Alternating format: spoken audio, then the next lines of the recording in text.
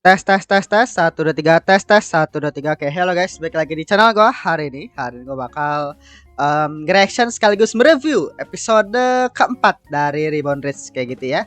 Jadi ya seperti biasa, kalau misalkan lu mau nonton reaction gue, langsung aja klik link di deskripsi dan lu bakal langsung diarahin ke video reaction gue kayak gitu.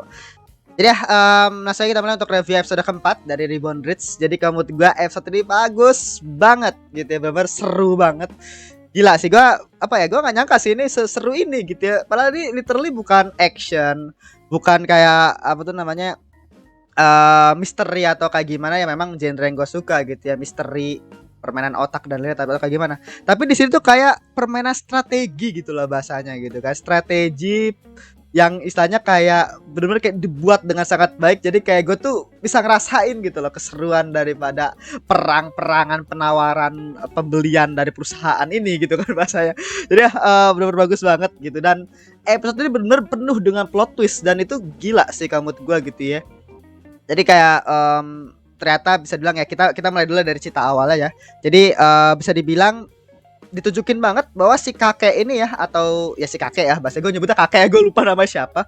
Apa ya, harus gue ngatain catatan lagi gitu ya. Kalau nggak salah namanya itu adalah Jin Yang Chol kayak gitu kan. Tapi gue nyebutnya kakek aja biar enak gitu kan. Nah, si kakek ini dia itu benar-benar kayak berinvestasi besar kepada perusahaan Sunyang, yaitulah Sunyang Motors gitu kan. Dan semua orang itu nganggepnya itu jadi kayak Sunyang Motors ini kayak kayak cuma kayak hobi tuanya si kakek gitu loh.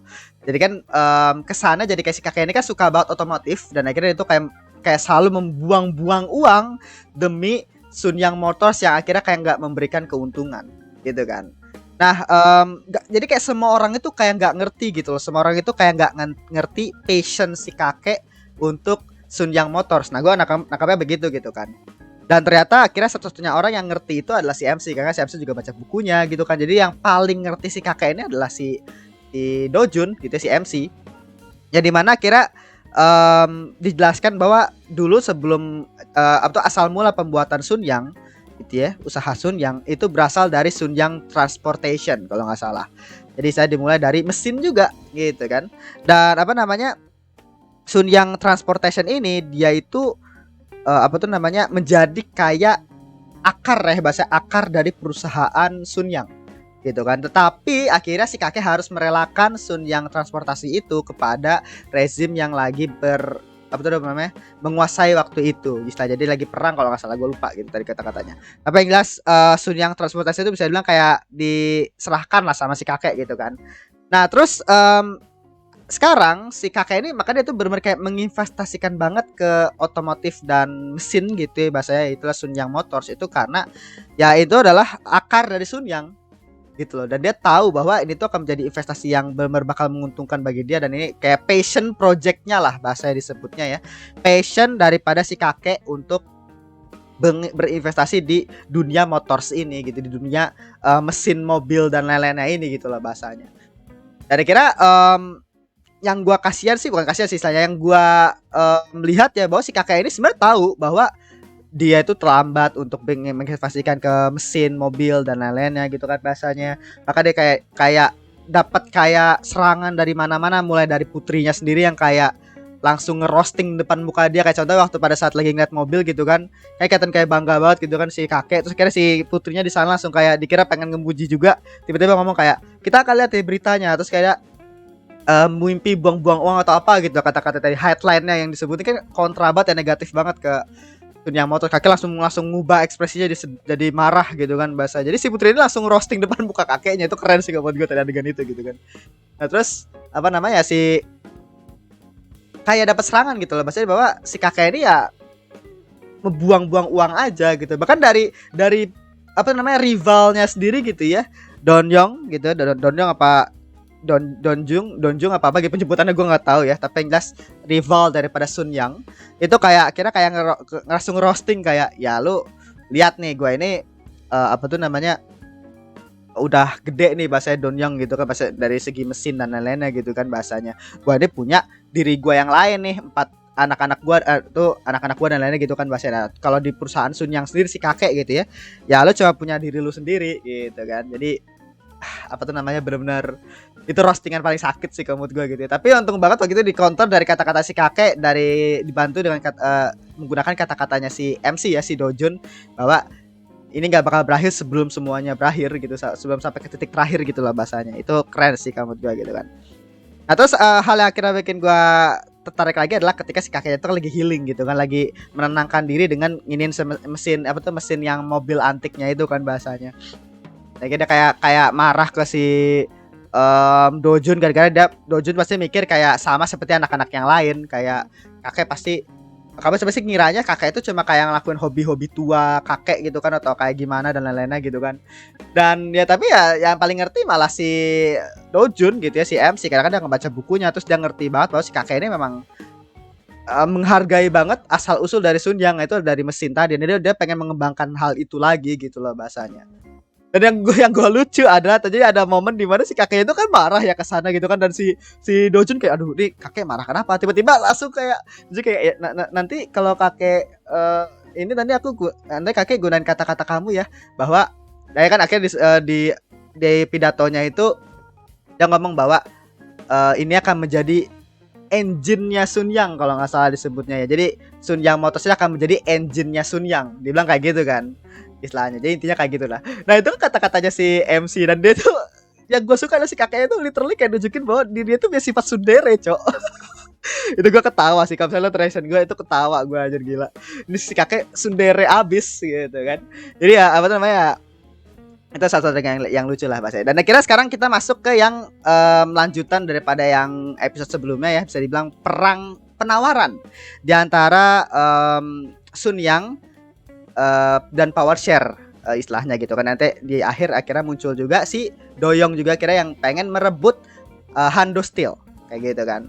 Jadi istilahnya 3 perusahaan ini nih istilahnya pengen merebut Hando Steel, yang bisa dibilang akan menjadi titik apa tuh namanya, titik, bukan titik sih bahasanya, kayak batu loncatan untuk perusahaan-perusahaan yang pengen mengembangkan mesinnya mereka gitu kan. Jadi istilahnya dari bisa bilang dari segi Sun Yang sendiri, dari segi Donyong sendiri itu mereka itu gak mau melepaskan Hando Steel nih bahasanya. Nah posisinya adalah kan kalau Sun Yang kan terbatas gitu ya untuk ngebiayain gitu kan bahasanya, sampai akhirnya muncul Power Share yang akhirnya apa tuh namanya, bener kayak all out gitu ya, bukan all sih, kayak menjadi kayak penghalang terbesar lah bahasanya gitu kan kepada Sun Yang untuk mengambil Hando Steel ini. Nah, so kalau si Doyong kan memang posisinya lagi nggak punya duit, keuangan mereka lagi buruk gitu kan bahasanya. Jadi ya waktu itu dia nggak ikut ambil alih untuk Hando Steel, gara-gara ada power share kan bahasanya.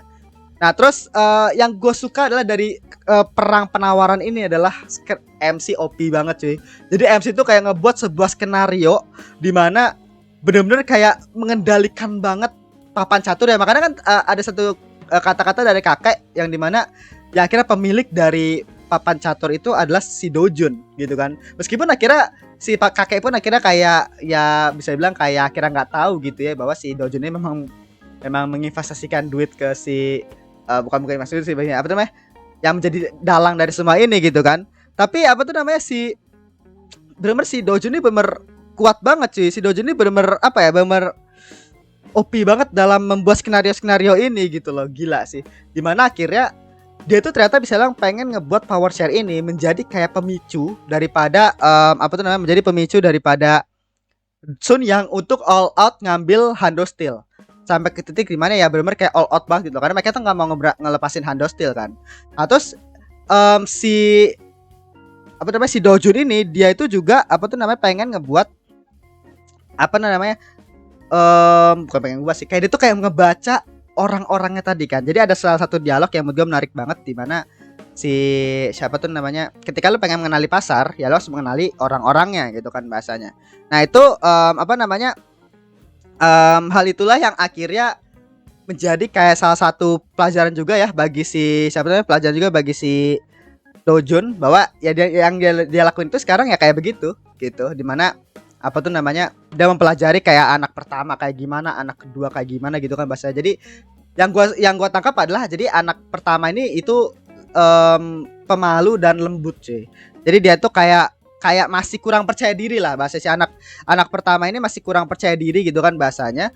Nah si MC-nya itu pengen ngedorong gitu loh bahasanya, pengen ngedorong si anak pertama untuk ayolah majulah gitu kan bahasanya.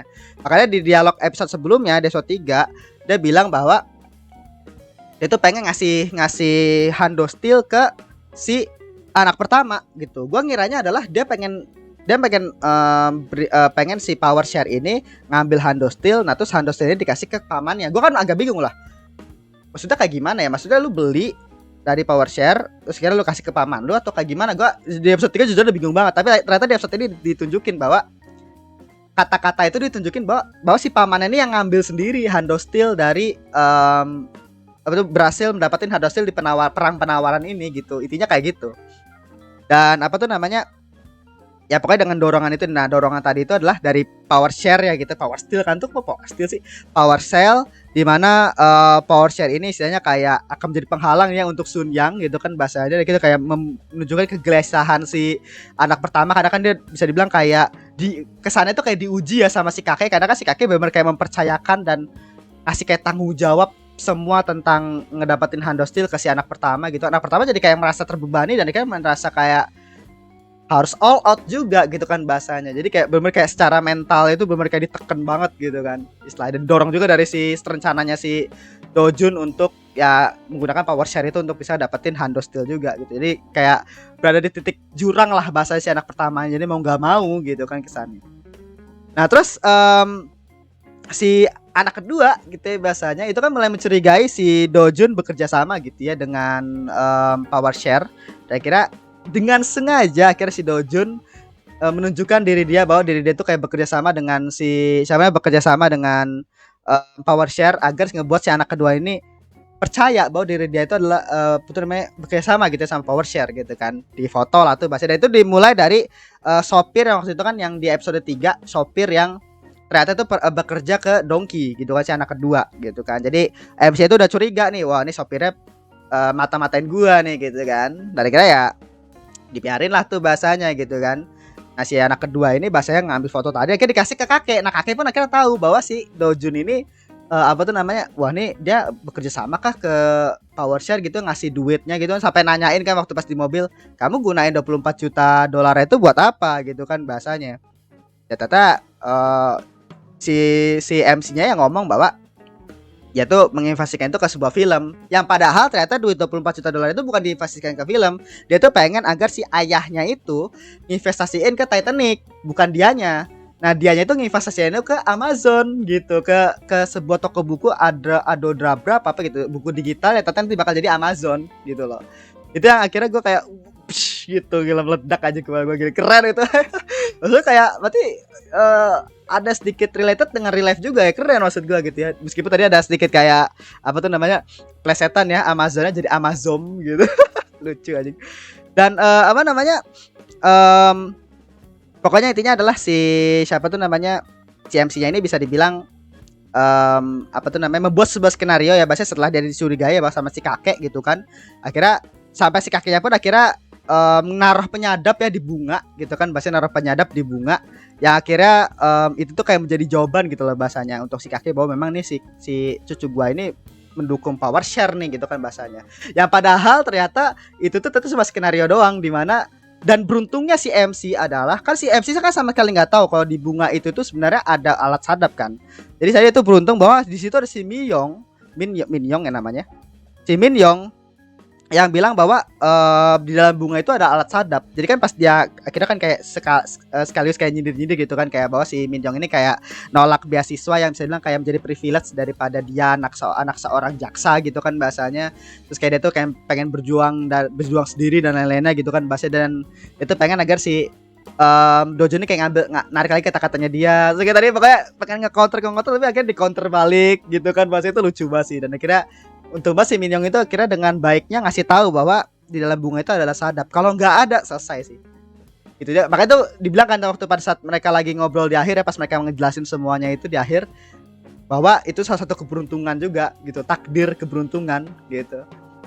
Jadi saya pas tahu ada sadap akhirnya bla bla bla, mereka ngebuat sebuah skenario, akhirnya si CEO daripada si Power Share gitu kan akhirnya datang ketemu si kakek, akhirnya ngasih tahu tuh semuanya tentang anak kedua yang berkhianat, terus tentang si Dojun dibersihin namanya, di mana si Dojun ini sebenarnya investasinya itu bukan untuk ngebantuin dapetin Handostyle, tapi mau untuk dapetin alat itu toko buku digital, toko buku daring kalau nggak salah gitu kan.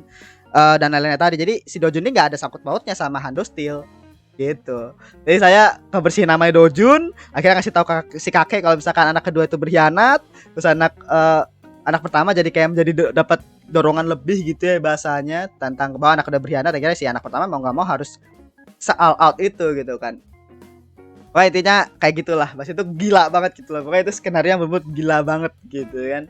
Dan ya itu kayak gitu. Jadi anak pertama akhirnya berhasil dapetin dengan bantuan juga dari putri ketiga, karena kan dia pengen apa tuh namanya nunjukin ya bahwa diri dia itu berguna kepada si ayah. Ya paling dia itu bisa bilang kayak ngumpulin duit untuk ngebantuin anak pertama si Yongki gitu ya, untuk dapetin Handostyle dengan harga 750 juta dolar. Itu mahal banget gitu kan. Dan apa namanya yang bikin gua miss lagi adalah plot twistnya tadi. Jadi kan double plot twist ya. Plot twist yang menurut gue yang paling keren dari ya jelas banget si Dojun yang akhirnya ya punya rencana itu gitu kan. Tapi menurut gue gila lainnya itu adalah waktu pas gue awalnya ngiranya adalah yang berkhianat yang ngebantuin Donyong untuk akhirnya masuk ke dalam perang penawaran ini. Jadi tiga perusahaan besar apa tuh namanya menawar Handostyle ini gitu perangnya. Itu Tata adalah gue kira awal itu anak ketiga atau si putri ketiga gitu kan, pasti kan dia pengen nunjukin diri bahwa diri dia itu kan berguna gitu kan, tapi ternyata dengan bahkan diiming-imingin kayak salah satu adegan bukan diiming-iming sih, kayak ditunjukin bahwa adegan di mana putri ketiga itu kayak ada perilaku mencurigakan nih di perusahaan yang dipimpin sama dia nih, kayak kalau nggak salah Sun yang departemen store kan, kok duitnya tiba-tiba alirannya kok ditarik nih, saham-sahamnya kok tiba-tiba kemana gitu kan, bahasa kayak gitu kan. Gue pikir kayak oh jadinya si putri ketiga nih berkhianat gitu kan, ternyata putri kedua plot twist, putra kedua tetap plot twistnya, tetap putra kedua ini terdorong untuk berkhianat gara-gara kata-katanya si MC juga kan waktu itu, dimana lebih baik Power Share ya ngalahin yang ngalahin Sun yang kan dibandingkan Donyong gitu kan. Itu kayak menjadi pemicu juga bagi si si putra ketiga untuk berkhianat gitu kan. Jadi putri ketiganya ternyata malah yang ngumpulin duit untuk ngebantuin putra pertama tuh dapetin Handostyle gitu. Jadi benar-benar kayak apa namanya keren banget lah kalau menurut gue itu permainan plot twist dan plotnya dan keseruannya gitu ya dari perang penawaran ini, gila sih, keren gitu ya. Ya mungkin segitu aja lah untuk episode episode keempat ya dari Reborn Risk. Jadi menurut gue ini benar-benar keren banget. Gue penasaran banget ke depannya kayak gimana gitu ya. Dojun masih aman sekarang, posisinya Dojun masih aman meskipun tadi kayak udah mau hampir ujung jurang, tapi setidaknya benar-benar kayak di pro gamer move lagi ya sama si Dojun. Gila keren sih kalau menurut gue gitu kan. Dan akhirnya juga dapat keuntungan banyak ya dari Amazonnya dia. itu bikin gua wah ini keren banget gitu ya. Jadi dia tuh kayak ngasih saham banyak ya, ngasih investasi besar kepada Amazon yang akhirnya pasti bakal gede gitu kan. Itu gila sih gitu kan. Ya pokoknya intinya kayak gitu. Jadi gua nggak tahu sih nanti apakah untuk yang masalah Titanic kan bahasanya kan itu masih belum dieksekusi ya. Itu kan salah satu plot poin yang masih belum dieksekusi dan ini untuk Titanic. Jadi gue penasaran nih kayak gimana nanti ke depannya. Soalnya di episode 4 nanti di previewnya itu kayak ayahnya si MC ya si Yonki ini kayaknya mulai terlibat nih bahasanya gitu. Nah apa yang terjadi gitu kan. Tapi ya intinya segitu untuk episode keempat. Terima kasih sudah menonton. Jangan lupa like, comment, dan subscribe. Dan nyalakan juga notifikasinya. Oke sampai jumpa di episode berikutnya, episode kelima. Kayak gitu besok sih sebenarnya kayak gitu ya. Oke sekian, terima kasih. Bye.